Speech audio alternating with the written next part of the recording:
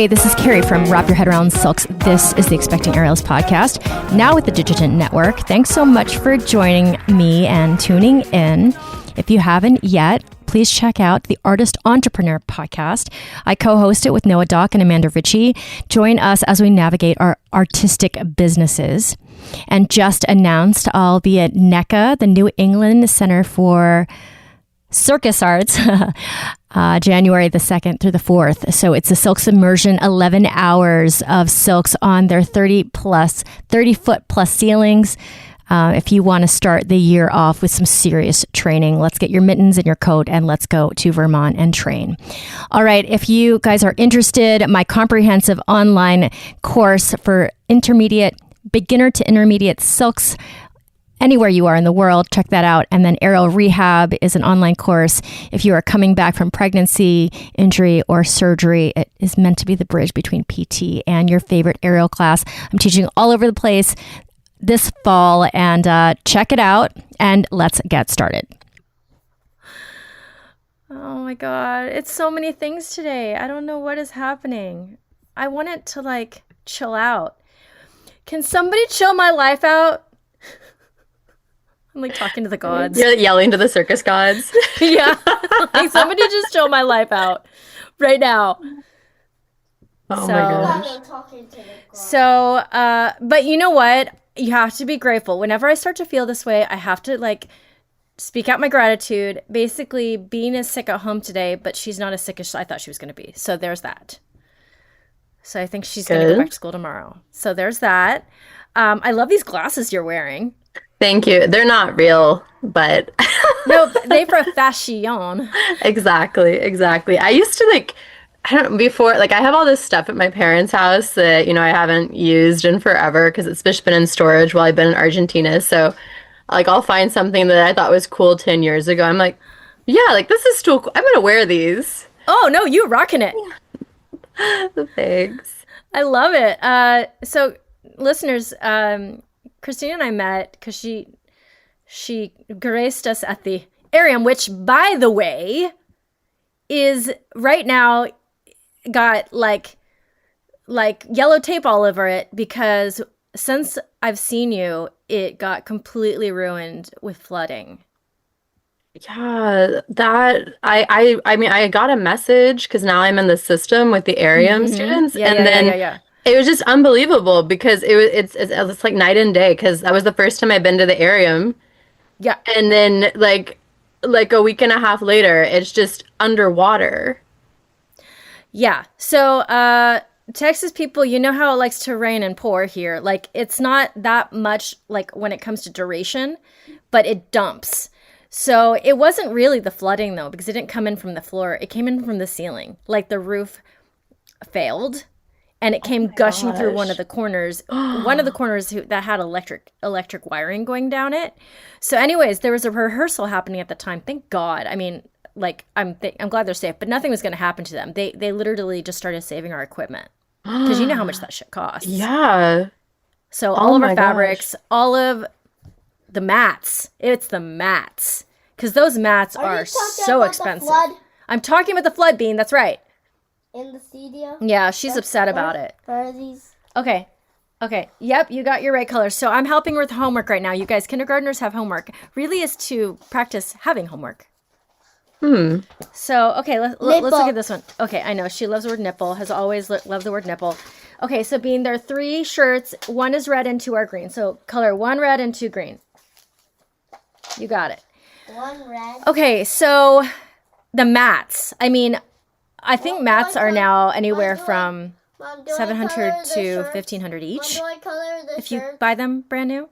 Oh my gosh. So they were able to get the people that were rehearsing, they were able to get some of those mats out and put them in their cars, or what happened? They put them in the back room because the water didn't make it into the Pilates room, which is in the back. And so they just hustled to get everything off the floor and off the walls.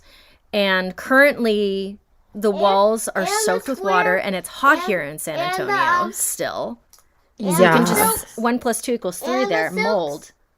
The silks are fine. The silks are at Circaria right now. Hey, two. The other one, the other two, you have to make green. Okay. Okay. So we had such a soft landing because Cirque Aria, one of the other studios here in town, just literally like welcomed us with open arms, and we're teaching all of our classes, like our entire schedule over there, because they have 2 aerial rooms. Oh my gosh. Yeah. Like what a we got lucky. godsend. But my that's God. just like, I mean, this is a horrible situation, but also that's so fortunate that the team was there, or there was a team there that they could start just rushing stuff out. And that this other studio is so welcoming, because sometimes circus Yeah, it's not communities normal. aren't Not all the always time. so, which has been kind of surprising coming here and finding that, like sometimes there's more, especially in like smaller circus communities. You Yeah, think sometimes there's gonna more be less. animosity than community. Yeah. Yeah, but I'm this other place, Cirque Aria. You said they sound Yeah. like Yeah, shout out to them. Circaria. Yeah, seriously. Christine, so yes, Bean, good job. So this is going to be very chopped up. So she's supposed to be at school right now, which is when I was supposed to interview you, but it's a little choppy because I'm helping with homework right now. Okay, Bean. And I'm literally sick. Oh la la. So at some point, her math homework is going to get too hard for me to do. We're going to just find out how many years I have before I stop being able to help.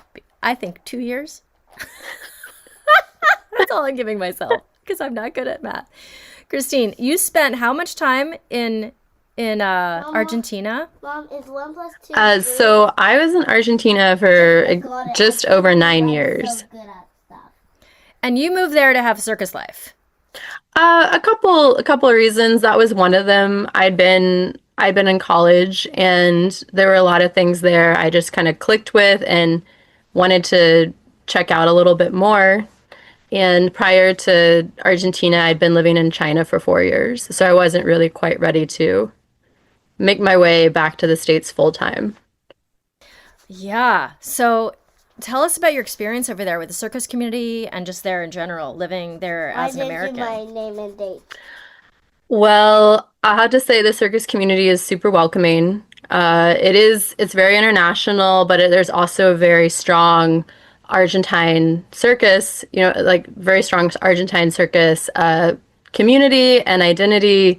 There's a very long and varied history of circus in Argentina. There's actually academic papers that have been written about it. There's a form of circus from Argentina called Circo Criollo that is also the name of the first circus school that was started in Buenos Aires. It's actually still in operation, which wasn't that far from my house. It was just across the major thoroughfare there, like the largest road in the world is right there in Buenos Aires. And it's just like, if you cross that road and walk a little ways from where I used to live, you can get to the first circus school in Buenos Aires. And how did you get to that? How did you walk across that street if it's the biggest street in the world? Oh, they have a lot of lights.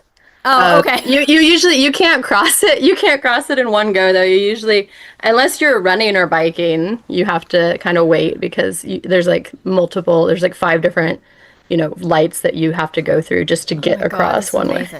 And were you biking around a lot? I would. Totally. No, because, I'd be a little scared. I'm always scared of like biking in real traffic.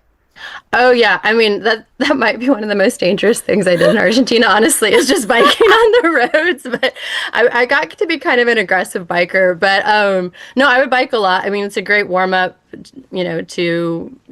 before you go to train for circus. So, and I lived within biking or walking distance of 3 different four different circus schools that were I could get to within 20 minutes biking or walking. So I did a lot of biking in Argentina. Okay, and what brought you back To the States? Yeah. Yeah, basically just I wanted to see my parents more. I mean, I haven't lived in the US in over 13 years, and every time I come back, my parents, it's, if you don't see someone for a year, the differences. They're like, oh my God, yeah. You And guys are getting older so, type of thing, yeah. yeah, but that was it. Basically, I just wanted to come spend some more time with my family. That was it essentially. And you grew up in Texas or Florida? Why am I confused? No, I grew up here. I grew up in Houston area, so I grew up in Sugar Land. So yeah, I'm back in Houston. Oh my After God, this is awesome. after a really yeah, it feels I feel like a foreigner in my own hometown, but that's okay, but yeah, definitely. So I'm gonna be at Kai Circus soon. Yeah, They're yeah. they're they haven't opened their doors yet. By the time this comes out, hopefully they would have opened their doors.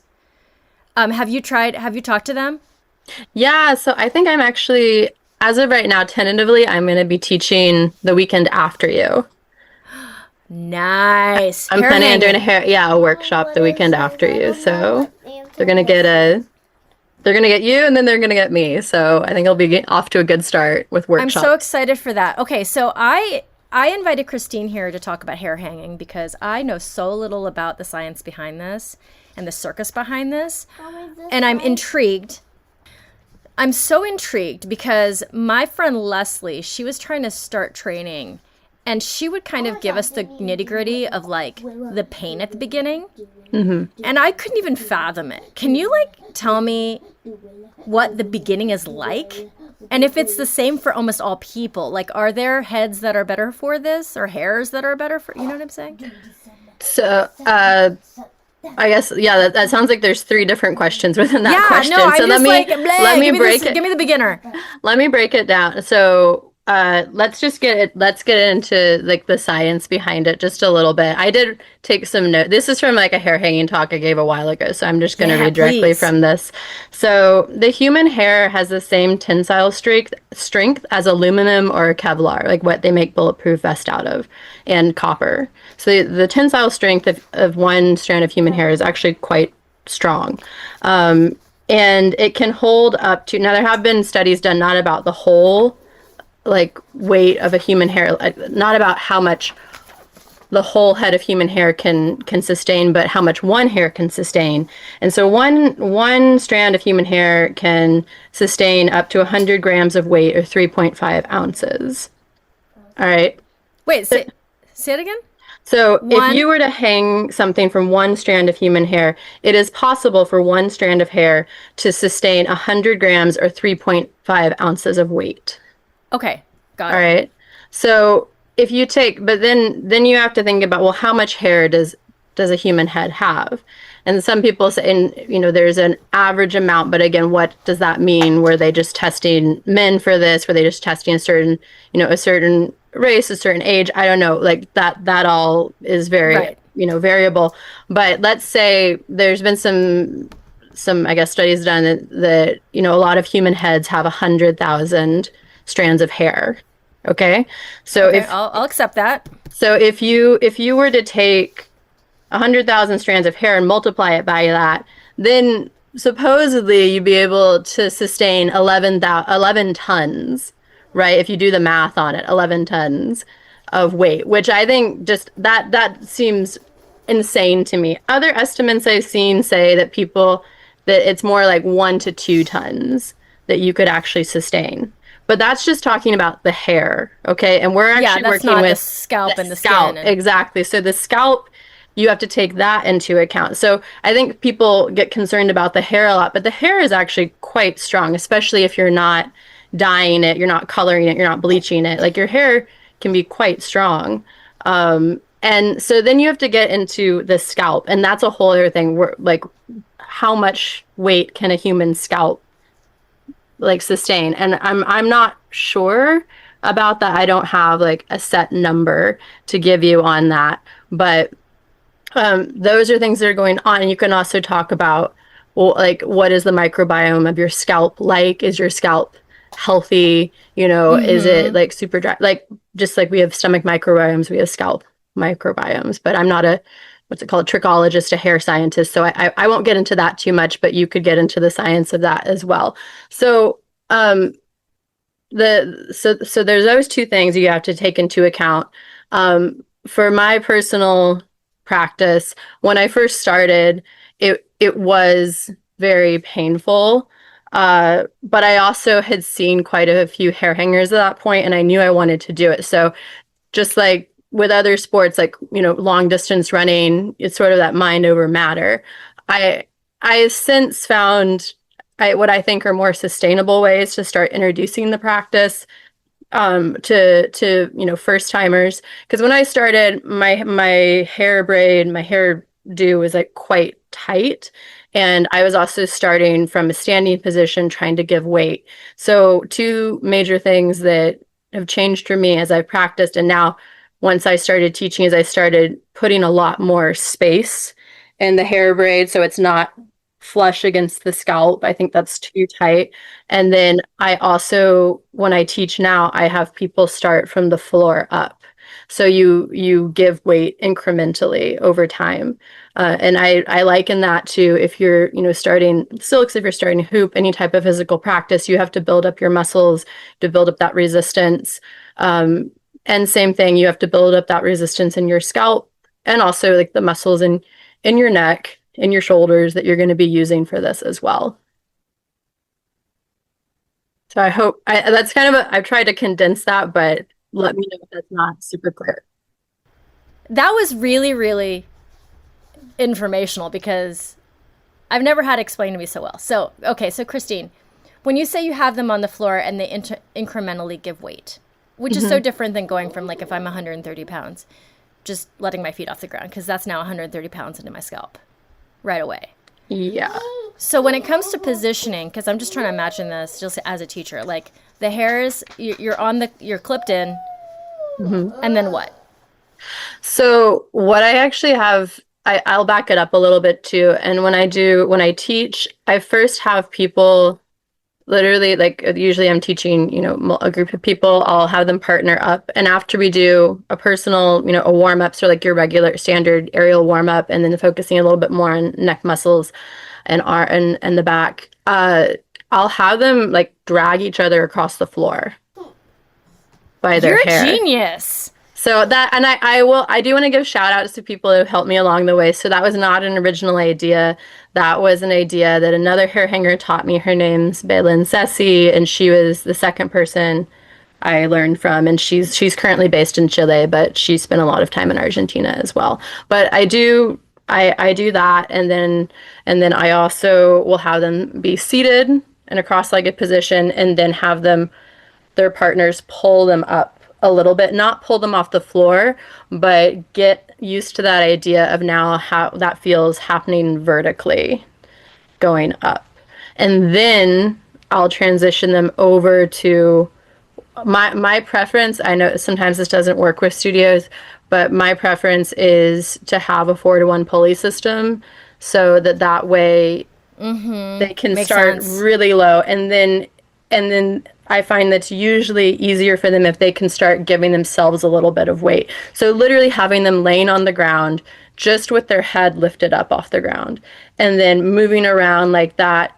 Of course, you can do that without a 4-to-1, but later on when you're trying to get them from more of a squat to a standing position, having people being able to give themselves, their own weight and adjust, that's much easier. It's much less slow going than having to stop, readjust, 5 different points, then have them start from there. So ideally with 4-to-1s, I think that you can learn more quickly and get a better sense of that, like, that proprioception where your weight is in space. Okay, now, can you tell me what it feels like when you're first starting? What does it feel like?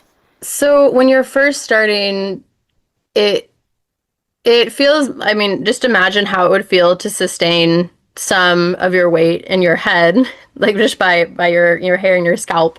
And that's what it feels like. It feels like this very intense drawing up.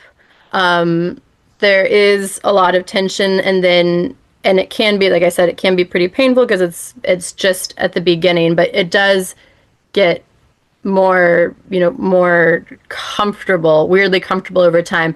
Something else that I've noticed too is sometimes it'll feel, if you are up for some time and then you unclip, it'll kind of feel like water coming down your head. Almost like, yeah, like you're like kind of like a little ripple of like water coming down your scalp a little bit. Not always, but sometimes.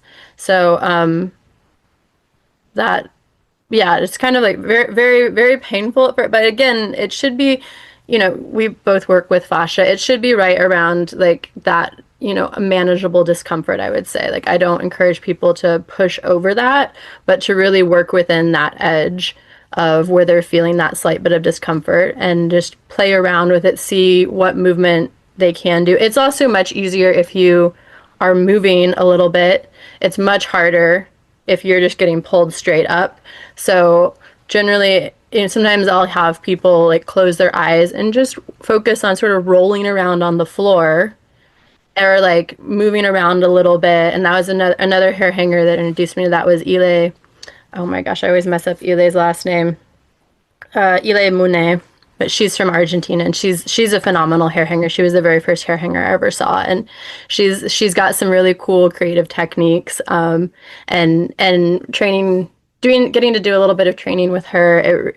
Because I think people get so focused on like, oh, I have to get this, I have to, like, it can be very achievement based, whereas she was very encouraging to like, feel it out, let this be like part of the creative process, like rather than just like a checklist of things you have to do. Like, really allow yourself to explore the movements, what's feeling good, what feels like more fluid in your body. I mean, hair hanging, the performances that I've seen online are some of the most incredible circus acts, period. I mean, it's just like this feat of human excellence. Yeah. Yeah. I mean, is that what draws you to it? Is it just so badass that you're like, I want to do that, pretty much?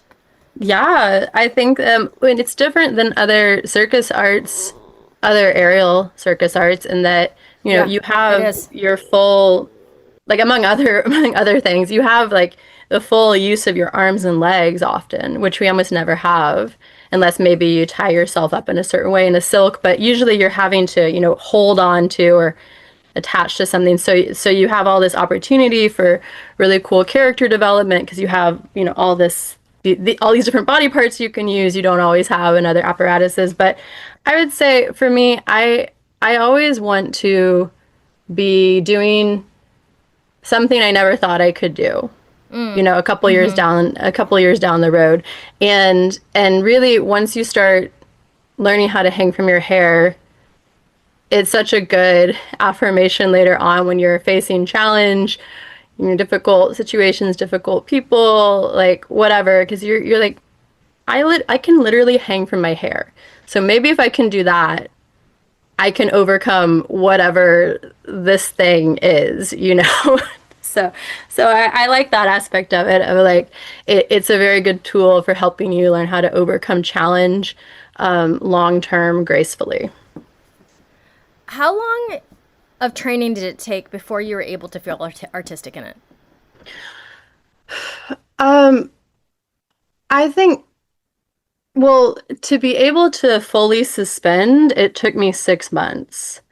I think I felt artistic in it before that, but just from that perspective of being able to fully suspend and use my body parts like in the air fully, it took 6 months. I think that if I had been able to incorporate some of the way I teach now back then, I think I probably could have done that in a shorter time period. There's also the question of access, right? There's access to teachers, access to space, and sometimes I didn't always, have easy access to equipment.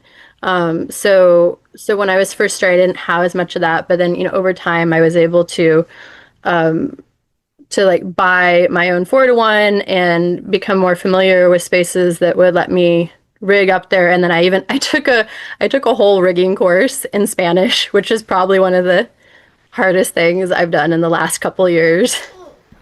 Wait, you took a whole rigging class in Spanish because that's the only language it was available in? Yeah, so my friend asked me about, oh gosh, it was sometime I had been hair hanging for some time, and I think it was right after I had fully suspended. My friend asked me if I wanted to perform in her wedding, and it was going to be like, I don't know, like 6 months from then, and it was going to be in Austin. And so at this kind of community center type place, and I I took this rigging course so that way I could figure out how to rig from there if need be.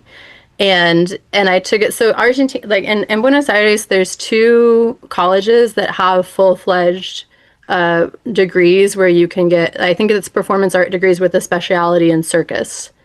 Okay, so one is the Universidad de San Martín, and that's out in like the province area a little bit, but they offer classes to the general public sometimes. So you can pay for them, even if you're not in the circus program, they'll offer like, a month and a half long class. So I would go out there 3 times a week for a month and a half, and I would take this rigging course with their rigging teacher with like a bunch of other people. I think I was the only non-native Spanish speaker in that class, and it definitely showed. Also, if you think you're like pretty good in a language, go take a rigging course in it, and then you'll definitely get humbled.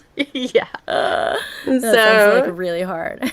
So yeah, that's what I did, and like even now, some of the things, like some of the technical, equipment or names for things, I'll think of it in Spanish first because that's what I learned it in. I mean, and that's with performing stuff too, but also obviously with the rigging because I took the course. Also, I really recommend, shout out to the UNSAM rigger Dario Diaco. Like he's a great teacher, and they offer the course like a couple times a year. But it's all in person. It's not online. Wow. Okay. You know what I've been really struggling with lately? I need to start taking notes during my interviews because I don't know, because it feels very like dramatic, but my brain fog is so bad recently. And Ooh. I wonder if it's because I have an obvious distractor. Do we see this child right below me? Oh my God, you guys. You are not sick. She was sick last night. And then now she's like, I love being sick because I'm home with you. But I'm like, no, you don't love being sick. You just love being home because you are better. Tomorrow you're back to school. But the only thing I can say, what? I'm not going back to school. You are going back to school tomorrow. No, I'm not. I'm dropping you off. No. And saying, no, peace out, homie. No. The only thing I can blame is my perimenopause because it's very dramatic how it's been lately. And I think that usually having a 5-year-old and perimenopause do not coincide at the same time. But for me, they do. Oof. So like for so long, I'm just like, is it because I'm a mom or don't you knock over that? Oh my gosh. Okay. Don't knock over the light. You know what I'm saying?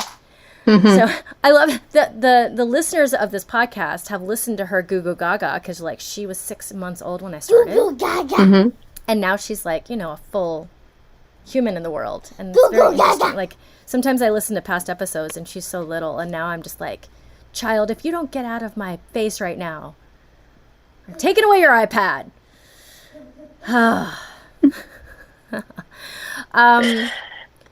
Christine, what other apparatuses do you do? Christine came in for a Lyra private with me. Well, it was a class, but it ended up being private. What other ones do you like to touch? Lyra, I was doing a lot of straps right before I left Argentina. I tore my labrum. So I've been kind of on pause. I just started back training, like seriously, last week actually. And then I do hula hoop as well. Okay, yeah. But I mean, I like other things. Like I've done a little flying trapeze in my time, and I mean, obviously, like I've done silks over the years. I'm not like really, and I've done a little static trapeze as well. But mostly, I would say like, started with hula hoop, and then silks and handstands, lyra, and then straps and then hair hanging and straps. Okay, if you show her your earrings, you're gonna have to not bother me for the rest of the time. Okay? Yeah, they're golden. What are they? Right? Golden penguins? What are those? Yeah, I don't know. Babe. What are they? Let me see. They're little flowers. Okay, so Christine, how does one strengthen the neck enough for hair hanging? Does it happen? Is it like silks where if you just do it, your body will strengthen to it? I think if you do it, your body does strengthen to it, but then I'll do floor work stuff. I'll do I think it's really helpful to do some of these like, oh, what's it called? I forget if it's plyometric or Christine, isometric. Whenever she's you pressing push, her head into her hand. you Yeah. push into different parts of the head. I also have found sometimes I'll do some like I when I was in China for a while, I did belly dancing, and I did not understand a lot of what happened. But the teacher used to do a lot of like these isolation exercises where you'd have to Yeah, use with the that full neck. range of motion, and I would do that with the neck and then the chest and but I'll also say that like I've also noticed the training. There's a big training difference it seems in Argentina compared to like the States or even when I've trained in the UK, and that people do their conditioning like before class. Pretty much it'll be a 2 hour class. It's standard to have a 2 hour class, and then the first hour is like pretty much like just conditioning, and like you do a lot of stuff with floor, so a lot of total body strengthening stuff, and you'll do stuff on the apparatus. But I think just having a strong practice there, like going to classes for, straps classes, lyrics classes, where we're also doing just a ton of conditioning in it as well. That's been helpful. I think my neck muscles were already pretty strong when I started hair hanging, but I think as I kept doing it, they got stronger and stronger in combination with everything else I was doing. And then specifically just the act of hair hanging itself. I just interviewed an aerialist who struggles from scoliosis, like she suffers from it. I wonder what a scoliosis body, how much it would help to do a hair hanging practice. Is that an interesting idea? Yeah, well, I do have a minor case of scoliosis. Oh, you do? Okay. Yeah, I mean, I don't know if you'd be able to tell, but I do have like one shoulder is a little higher than the other. So I have a minor case of scoliosis, but thankfully, I mean, I've been very active my whole life. Oh, what's up? I've been very active with gymnastics and then yoga and circus, and I think all those things help. But I had another friend who had a really bad case of it in high school, and she would just traction. She had this like sort of table thing she could flip up and traction. But I think that it hasn't hurt my scoliosis for sure. And if anything, I think it's helped it. I mean, it just feels very common sense that it would help. Yeah. Because you're pulling it up, you're pulling it, and you're lengthening all the time. Like that's the commonality of that practice. And your posture does it. I mean, every time I see a person who's hair hanging, like your posture gets fixed, basically, because you're pulling on this thread. That's your spine. Oh yeah, you have to. Like Yeah. gravity's gonna make you have better posture whether you want to or not. Yeah. I'm like, oh, I wonder, but no one's going to study that because it's such a weird question, or it's such like a niche question that goes through my mind. So Christina, you teach all over the place? You're kind of like me. You workshop it. You do workshops all over the place. Where are you teaching currently or soon? So I just taught at Denver Circus Collective. Nice. They were lovely. And I've been figuring it out. Right now I'm actually going to be teaching hula hooping quite a bit in Houston in the coming months. I'm going to work with Mad About Hoops. They're a hula hoop company here. So I'm going to be Oh, teaching with them, and then when Kai Circus opens back up, I'm planning on teaching there, doing some workshops. But also just kind of, I mean, like my husband and I moved here very end of May, and I have some connections here already with, I already knew Kai Circus and people from there, but also just sort of like figuring out who I'd want to work with, and getting a feel for circus schools and circus scenes in the States, because I'm not as familiar with them as I am, with like schools in Buenos Aires or just like other places in South America even. when it comes to performance, do you have any particular goals with your hair hanging practice? Mm, I would love to do some short-term contracts professionally eventually, because most of the stuff I do is like pretty, local if I'm doing performance. So I would like to do that, but I think I also I like the idea of taking circus to the people, and that is something that was a part of Buenos Aires, of like the circus history in Argentina, is you would have like circus going out to the people. So rather having circus be this thing where people have to go and pay tickets and maybe there's some sort of barrier for people, like really bringing it out to the streets. And there's always like been, there's been like that, and there's a, like I said, there's a long history, but I like that. I like that idea. I was out in Marfa a few weeks ago and I was talking to one of the gallery owners out there, and I was saying, hey, it would be really cool to do some sort of show here. And we were talking and he was super open to it. So I like that idea. I think that would be my other thing, is like bringing circus out to the people and like just having it a little bit more out in the open. And I think I like the idea of circus as resistance, circus as inspiring people, especially in times that are harder. Or maybe not, I wouldn't say harder, but like times that are feeling very tumultuous right now. Yeah, I think fraught. Fraught, that word comes to mind. Yeah, creativity is very important, and I think that there's something to be said for circus artists. It's our time to come forth and like sort of help to banish fear and inspire hope. Oh my God, I love it. You would do really well. Would you do a cruise contract? I feel like there'd be possibility for stuff. Yeah, I think I'm open to that. Like, again, I'm just kind of feeling things out here. Yeah. I don't know, like, yeah, I'm taking a little time to kind of just figure things out, but I'm okay with that. I'm okay, like, not having everything spelled out, like, for the next 5 years. Somebody asked me what my 5-year plan was the other day. I was like, I'm not sure. Like, honestly, my husband and I were in the immigration process for him for the last 4 years. If you'd asked me 5 years ago, I would have thought we would have already been in the States for quite some time. So okay, going back to the technical stuff really quick, because I meant to ask you, but again, my brain fog attacked me. How, like, spinning is, for a lot of people, is hard anyway on other apparatuses. What is spinning like when you're doing hair hanging? And why is it challenging? Like, what are the challenges? I think it's okay. I mean, other than like, just like you have to build up resistance like you would everything else, like feeling nauseous. But I think they're whenever you're spinning on a hoop sometimes, or like a certain apparatus, you can like look at the thing, for example, to help you not get so dizzy. Of course, with hair hanging, you don't have that. Like, there's no point, that's spinning with you right there, unless you're looking at your chest, but there's nothing just right out there. You can do it sometimes with your hand. I think that it's much easier to spin on hair hanging with your knees bent a little bit, or like fully bent.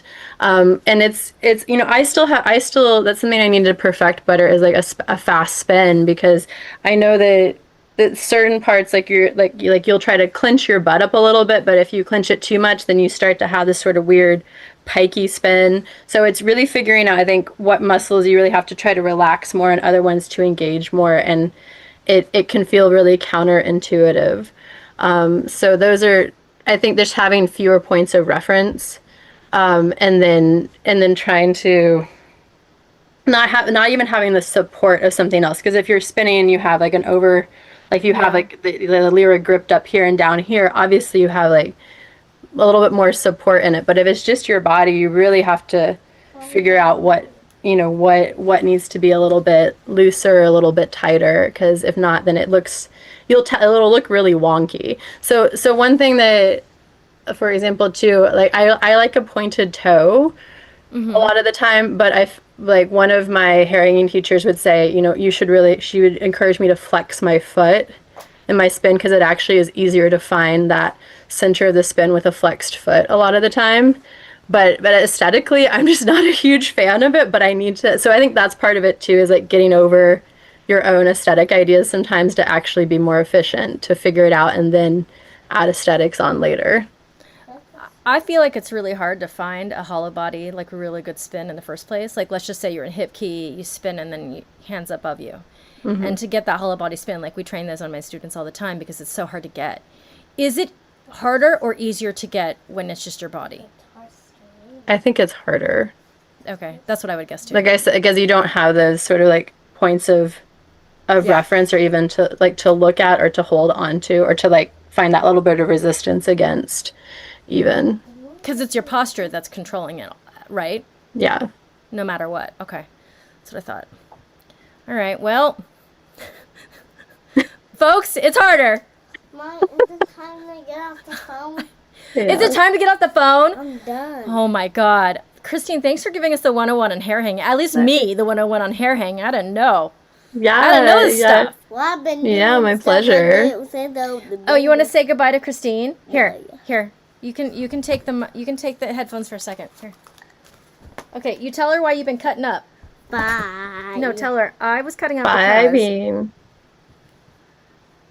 No, were you feeling sick? Did you want mommy's attention?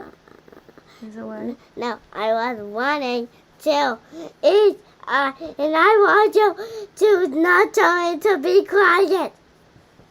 You wanted to be quiet? No, I didn't want to. You didn't want to be quiet and you wanted to eat? Basically, I think that's kind of, line. I feel like that's accurate for me too, a lot of the time. That's why you're hangry? I don't want to be quiet and I want to eat. Yeah. Okay, Christine, hopefully I will see you in another couple weeks when I'm in Houston, somehow. Yeah. And then thanks for coming on. Yeah, my pleasure. My pleasure. Yeah, let me know and then we'll be in touch. My listeners, if you would honor me with a 5-star rating and review, I would appreciate it forever. It is the hardest thing about being a podcaster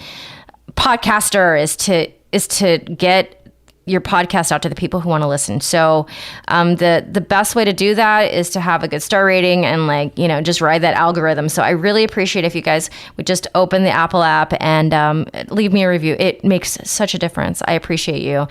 I also have Greener Grass with Digitant Podcasts with my friend Kelly McVeigh. If you want to hear my voice twice a week, it's there for you. It's light, it's heartfelt, and we bring on some really amazing guests.